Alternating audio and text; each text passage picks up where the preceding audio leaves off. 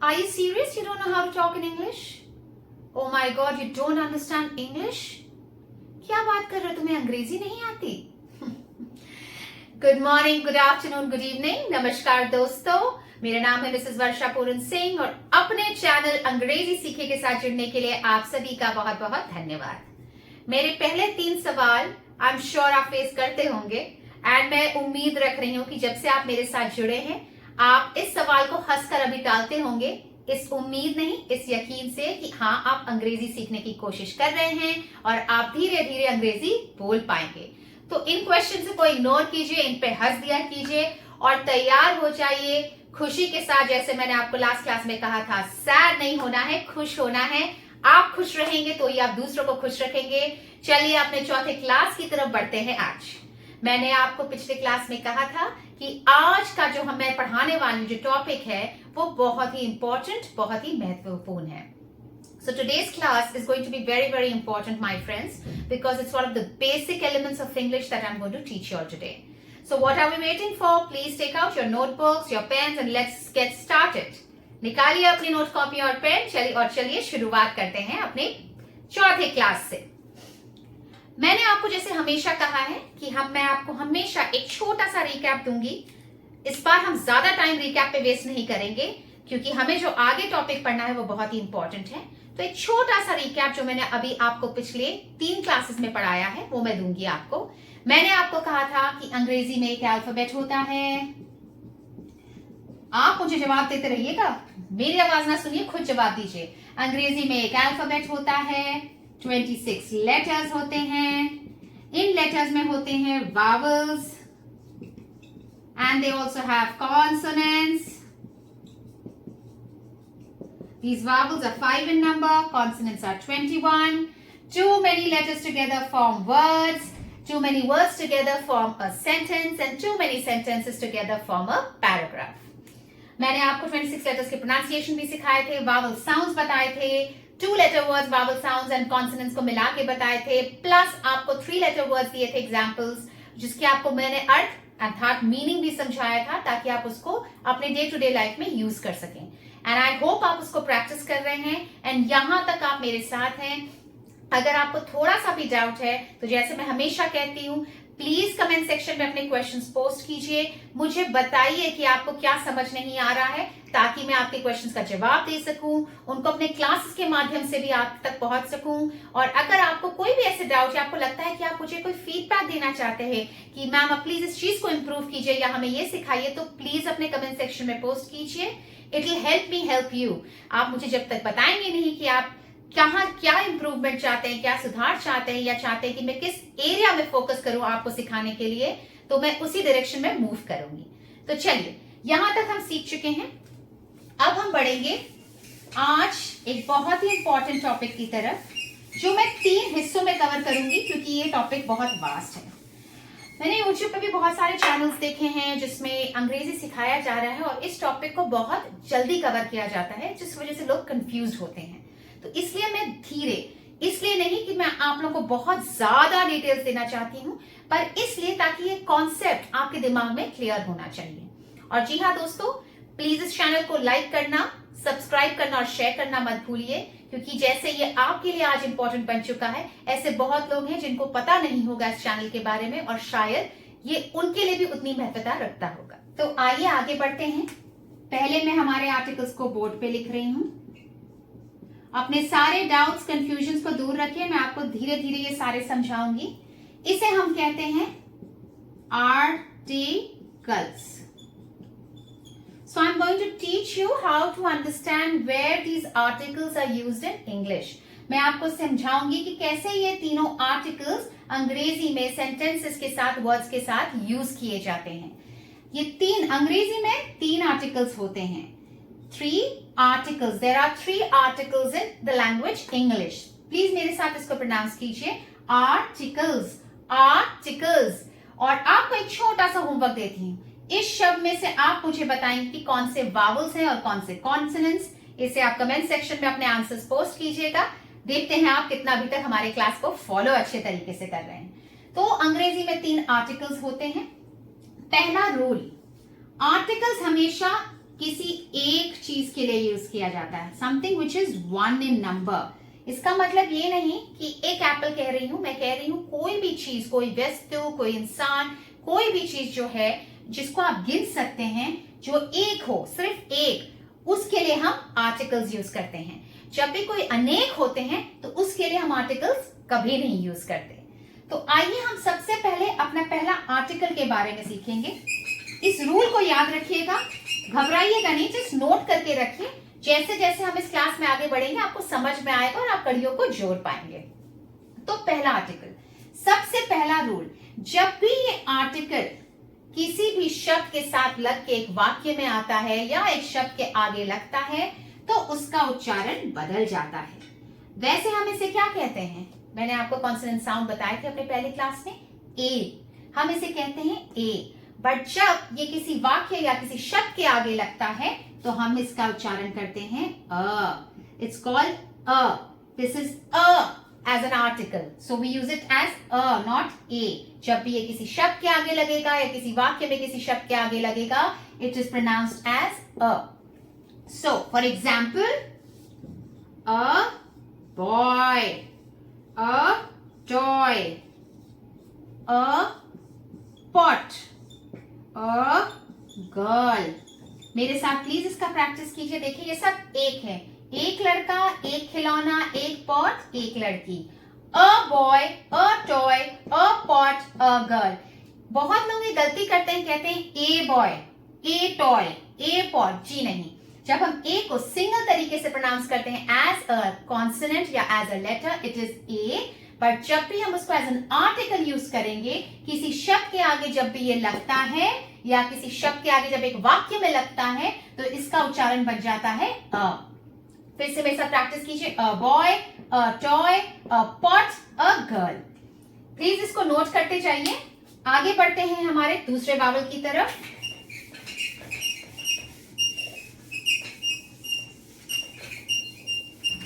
हमारे दूसरे वावल का उच्चारण होता है, बहुत लोग इसे कहते हैं एन। ये एन नहीं है, एन। हम बोलेंगे इसको एन। बोलिए एन। ये भी किसी एक वस्तु के लिए ही यूज किया जाता है, किसी एक या किसी कोई वस्तु के लिए ही यूज किया जाता है। मैं अभी आगे चल के आपको बताऊंगी कि ए और एन अलग तरीके से कब यूज किए जाते हैं, पर अभी के लिए आप इसे नोट कीजिए, इसका उच्चारण समझिए। एन, मेरे साथ बोलिए an, A N, an. The next article is the. So this THE, the, ये दो तरीके से उच्चारण किए जाते हैं, या तो द या दी। अब आप सोच रहे होंगे और थोड़े कंफ्यूज हो रहे होंगे कि ये आर्टिकल के उच्चारण दो तरीके के कैसे हैं। आपको याद होगा, मैंने आपको पहले भी कहा है कि अंग्रेजी में बहुत सारे ऐसे शब्द हैं जिनके उच्चारण अलग होते हैं। एक ही कॉन्सोनेंट या एक ही वावल अलग अलग ध्वनियां प्रस्तुत करती हैं और कभी कभी इनके मतलब भी अलग हो जाते हैं। तो ये THE, द थर्ड आर्टिकल, इसको हम कभी द भी यूज करते हैं या दी भी यूज करते हैं। ये टॉपिक मैं लेटर ऑन कवर करने वाली हूं बिकॉज ये थोड़ा डिटेल और थोड़ा कंफ्यूजिंग है, तो इसको मैं अभी आपको नहीं समझाऊंगी, इसको हम लेटर के लिए पार्ट रखते हैं। तो अभी के लिए छोटा सा recap. There are 3 articles in the language English. It is a and the.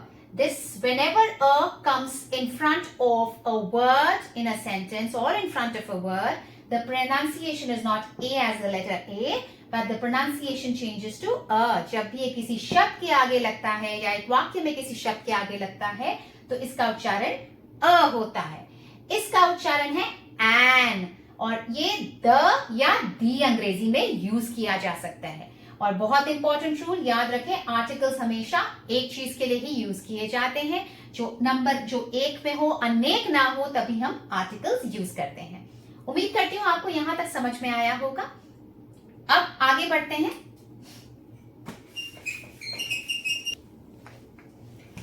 और जैसे अब मैंने आपको कहा कि अंग्रेजी में 3 आर्टिकल्स होते हैं, अ एंड द या दी। ये दो अलग ग्रुप्स में बांटे जाते हैं। They are distributed in 2 different groups. These articles are distributed into two different groups. One is known as definite articles and the other one is known as indefinite articles. Definite, indefinite. मेरे साथ please इसका उच्चारण का practice कीजिए. Definite and indefinite articles. Definite का मतलब होता है निश्चयवाचक. डेफिनेट निश्चयवाचक आर्टिकल्स जो किसी चीज को स्पष्टता के साथ बताते हो या निश्चित करते हो उसे हम डेफिनेट आर्टिकल्स कहते हैं.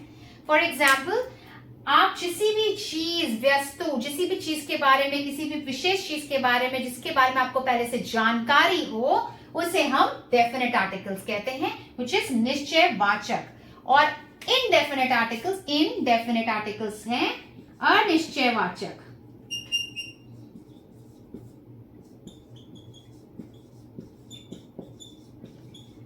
अनिश्चयवाचक आर्टिकल्स वो होते हैं जिनके बारे में आपको पहले से जानकारी ना हो. किसी भी चीज, किसी भी वस्तु, किसी भी चीज की विशेष जानकारी आपको ना हो तो इट इज इनडेफिनेट आर्टिकल्स यानी अनिश्चयवाचक articles. Something which you are already aware of, known to, जिसके बारे में आपको पहले से जानकारी हो उसे हम डेफिनेट यानी निश्चयवाचक आर्टिकल्स कहते हैं. इन तीन अंग्रेजी के जो आर्टिकल्स होते हैं, डेफिनेट आर्टिकल होता है THE, द या दी. डेफिनेट आर्टिकल है द या दी और अनिश्चयवाचक यानी इनडेफिनेट आर्टिकल है अ या N. I didn't say a, mind you. It's a, an. And definite articles are the or the, which is spelled THE, the or the. And anishtayavachak, which is indefinite articles, are a and an. So, a and the are three articles. They are grouped into two different types of articles. One is definite article. Definite article is the or the, and indefinite article, which is a or an. आइए थोड़ा example से समझते हैं अब इसको. मान लीजिए आप बाजार गए हैं अपनी मम्मी के साथ और आपकी मम्मी को कोई पीछे से आवाज लगाता है. आप अपनी मम्मी के साथ बाहर गए हैं और आपकी मम्मी को कोई आवाज लगाता है.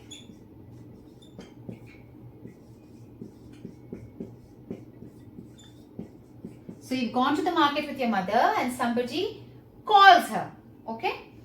मम्मी को कोई आवाज लगाता है. कौन आवाज लगाता है आपको नहीं पता, तो आपकी मम्मी को कोई आवाज लगा रहा है. कोई एक, somebody known is calling your mother. कोई एक, जैसे मैंने शुरू में ही कहा आर्टिकल्स हमेशा एक के लिए यूज किया जाता है, तो यहां पे है एक या कोई. तो आपको यहां नहीं पता कि कौन आवाज लगा रहा है, तो ये हो गया indefinite.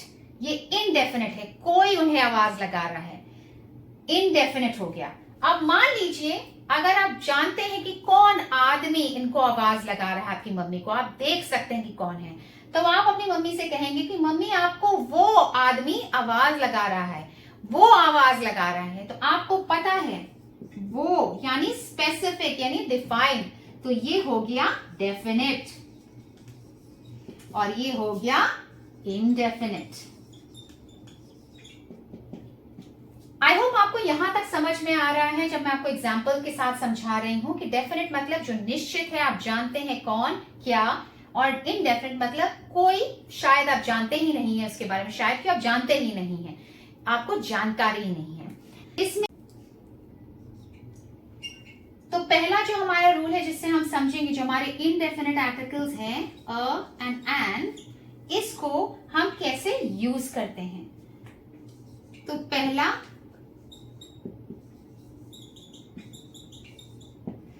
A is always used before a consonant sound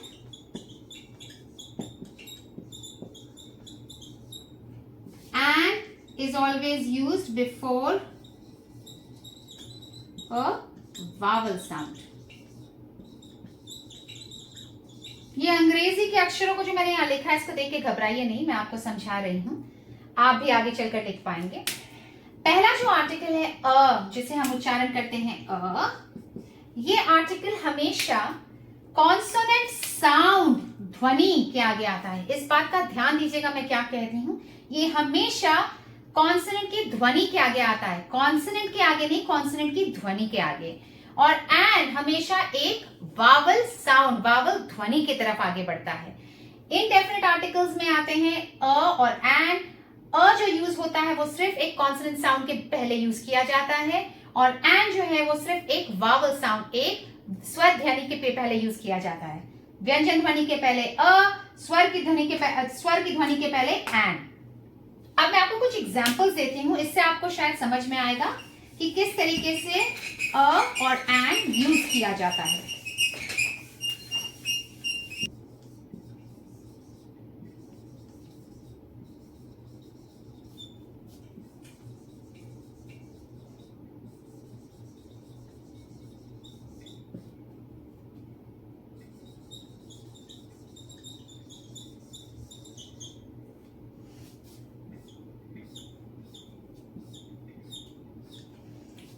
जैसा दोस्तों मैंने अगर आपसे कहा, अगर शब्द की शुरुआत स्वर की ध्वनि से होती है तब हम यूज करते हैं एन। किसी भी शब्द की शुरुआत अगर वावल साउंड से हो रही है तो हम एन यूज करेंगे, और किसी की भी शब्द की शुरुआत अगर व्यंजन की ध्वनि से यूज होती है तो हम अ यूज करते हैं। तो आइए ध्यान देते हैं, एग्जाम्पल लेते हैं।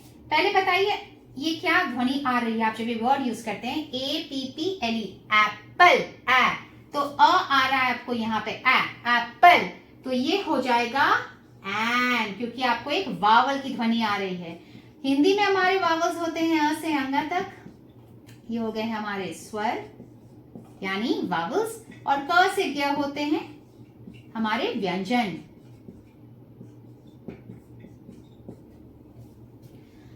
तो अगर हम इनमें से देखें, और आपको याद होगा मैंने आपको बताया था हमारे 5 वावल्स, ये भी मैंने आपके लिए यहाँ पे लिख दिए। इसको हटाकर जो बाकी A to Z में बचता है वो हमारे व्यंजन होते हैं। तो जैसे मैंने आपको कहा एन एप्पल, ये एन इसलिए हुआ क्योंकि इसमें हमें वावल साउंड की ध्वनि आ रही है। आगे बढ़ते हैं, आई, तो हम इसे लिखेंगे आई, तो ये कौन सा साउंड आया, कौन सा वावल साउंड आ रहा है, अ, तो हम यहाँ पे लिखेंगे एन। EAR, ईयर, फिर से आया हमें एक वावल साउंड, तो ये भी हो गया एन। अब देखते हैं, यहां तो बहुत आसान था क्योंकि आपको आगे वावल्स भी दिख रहे थे। HOUR, hour. अब आप बताइए दोस्तों, इसके आगे अ लगेगा या एन लगेगा? ओके, मैं लिख रही हूं आवर। वैसे एच क्या है, एक वावल है या कॉन्सोनेंट है? H is a consonant, but हम जब इसका उच्चारण करते हैं तो हम कहते हैं आवर। जब हम आवर बोलते हैं तो अ का उच्चारण हो रहा है। अ क्या है, एक स्वर, अ वावल साउंड, तो यहां पे लगेगा एन, अ नहीं, an hour. Same way honest, O, इसमें ओ आ रहा है, ऑनेस्ट, तो एच तो कॉन्सोनेंट साउंड है, पर जब क्योंकि हमें यहां से वावल की साउंड आ रही है इस शब्द से, ऑनेस्ट से, तो हम यहां पे लगाएंगे एन। अम्ब्रेला, अम्ब्रेला, यू एक वावल भी है और उच्चारण भी वावल साउंड का है, अम्ब्रेला, तो यहां भी लगेगा an. An apple, an eye, an ear, an hour, an honest, an umbrella. ये मैंने आपको समझाया है, प्लीज इसको नोट कीजिए, और सबसे इंपॉर्टेंट बात पे ध्यान दीजिए कि अ हमेशा वही लगेगा उस शब्द से पहले जहां पे आपको कॉन्सोनेंट की ध्वनि सुनाई दे रही है। You hear the consonant sound, and "and" will always be placed before the word where you hear a vowel sound, not before a vowel but a vowel sound. आइए कुछ और शब्दों को प्रैक्टिस करते हैं।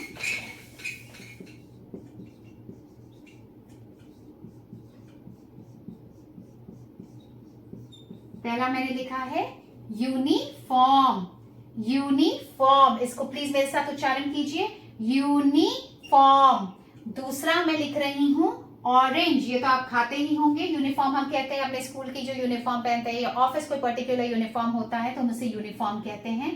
उसका एक दूसरा अर्थ भी होता है, पर मैं उस पर अभी नहीं जाऊंगी वरना आप कंफ्यूज हो जाएंगे। ऑरेंज जो हम खाते हैं, एक तो वो फल होता है, दूसरा रंग भी ऑरेंज होता है। ऑरेंज, ऑरेंज, ऑरेंज, ऑरेंज, हम ऑरेंज नहीं कहते, ऑरेंज कहते हैं। तीसरा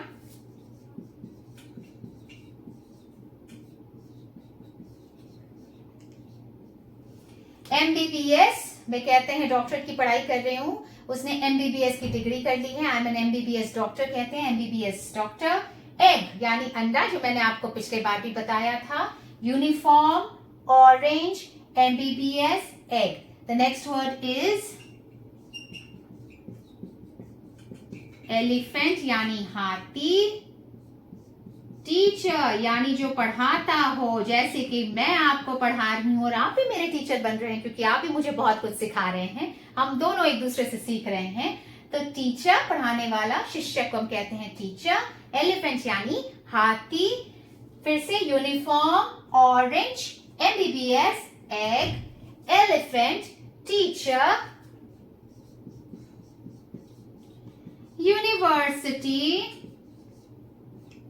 एंड YEAR, यूनिवर्सिटी जहां बच्चे पढ़ते हैं, हम कहते हैं कि कॉलेज में एडमिशन लिया है, कौन सी यूनिवर्सिटी में पढ़ रहे हो, उसे हम यहाँ यूनिवर्सिटी। दूसरा ईयर यानी साल। तो चलिए गेम खेलते हैं और देखते हैं कि कहां पे लगेगा अ और कहां लगेगा एन। मेरी बात याद रखिएगा और आप इस बार सही जवाब दे पाएंगे। किसी भी ध्वनि, वावल की ध्वनि यानी वावल साउंड, स्वर की ध्वनि या कॉन्सोनेंट साउंड की तरफ ध्यान दीजिए। अ यूज होगा जब कॉन्सोनेंट साउंड आएगा, एन यूज होगा जब वावल साउंड आएगा। लेटर्स की तरफ ध्यान मत दीजिए, साउंड को सुनिए। तो मैं जब प्रोनाउंस कर रही हूं उसकी तरफ आंख बंद करके ध्यान देकर सोचिए। Uniform, uniform. मैं आपके लिए यहाँ वावल साउंड्स भी लिख देती हूँ ताकि आपको याद हो जाएगा। यूनिफॉर्म, क्या यूनिफॉर्म वावल साउंड्स के अंदर आता है? नहीं, तो ये हो गया अ यूनिफॉर्म। ऑरेंज, ऑरेंज लिखते हैं हम, ऑरेंज तो ये हुआ वावल साउंड, तो यहां आएगा N orange. A uniform and orange. MBBS लिखा हमने M है, M कॉन्सोनेंट है, पर मैंने कहा था कॉन्सोनेंट साउंड, तो ये थोड़ा सा कंफ्यूजिंग हो गया। M हम ऐसे लिखते हैं, M में क्या आया? A sound, right? MBBS तो हो गया ये an MBBS, he is an MBBS doctor. This is an orange, it is a uniform. आगे egg यानी अंडा, egg, ए साउंड आया तो ये हो गया an egg. एलिफेंट, एलिफेंट, तो साउंड क्या आया? ए, तो यहां हो गया an. टीचर, ट, ये कॉन्सोनेंट लिखा जरूर है, साउंड भी कॉन्सोनेंट है, तो हो गया अ टीचर। ये बड़ा इंटरेस्टिंग है।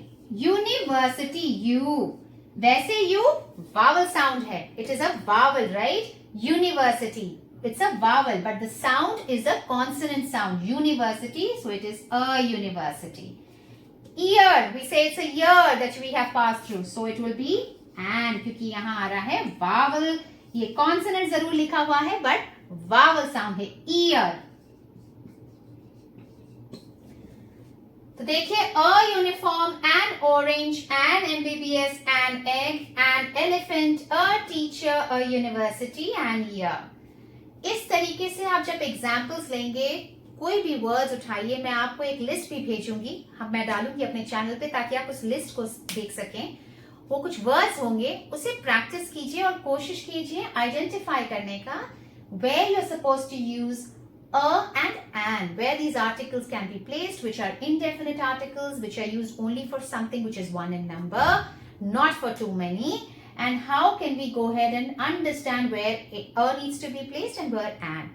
So जैसे मैंने आपको कहा, अनिश्चयवाचक आर्टिकल्स, indefinite आर्टिकल्स होते हैं दो, अ और an, जो मैं आपको वर्ड्स दूंगी, आप उससे साथ प्रैक्टिस कीजिए, ध्यान दीजिए कि एक वावल साउंड है कि कॉन्सोनेंट साउंड है। प्रैक्टिस करके देखिए, आइडेंटिफाई कीजिए क्या डिफरेंस है कि अ लगना चाहिए या एन लगना चाहिए। याद रखिए ये सिर्फ एक के साथ लगता है, अनेक के साथ नहीं।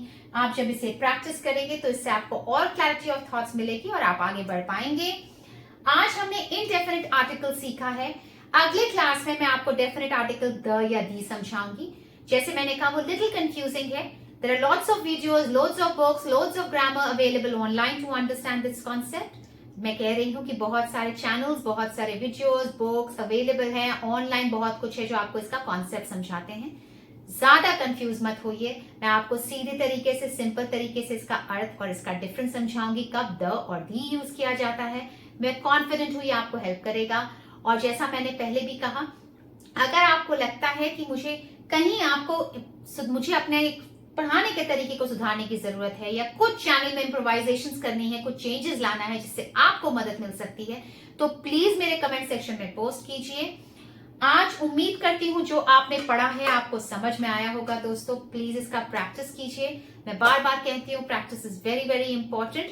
जितना आप इसका प्रैक्टिस करेंगे, जितना इन शब्दों का उच्चारण करेंगे, जो आप शब्द यूज कर रहे हैं, वापस जाइए अपने 3 लेटर वर्ड्स, 2 लेटर वर्ड्स में देखिए कौन कौन से ऐसे शब्द हैं जिनके आगे आप ये आर्टिकल्स अ एंड एन लगा सकते हैं। उनको लाउडली बोलिए, खुद सीखिए, दूसरों को सिखाइए। और प्लीज इस चैनल को लाइक करते रहिए, ऐसे ही प्यार देते रहिए, सब्सक्राइब करिए, शेयर कीजिए, हर किसी तक पहुंचाइए और अपने चैनल अंग्रेजी के साथ जुड़े रहिए। आपके लिए बहुत बहुत धन्यवाद आज के लिए कि आप मेरे साथ जुड़े रहें। अपना ख्याल रखें, स्वस्थ रहें, खुश रहें। और यहाँ से मिसेस वर्षा पूरन सिंह आप लोगों को अलविदा कहती हूँ, इस उम्मीद के साथ कि अगले क्लास में हम बिल्कुल तैयार मिलेंगे, सब कुछ प्रैक्टिस करके और आगे बढ़ेंगे और अंग्रेजी को कहेंगे हम भी तैयार हैं। नमस्कार दोस्तों, अपना ध्यान रखें।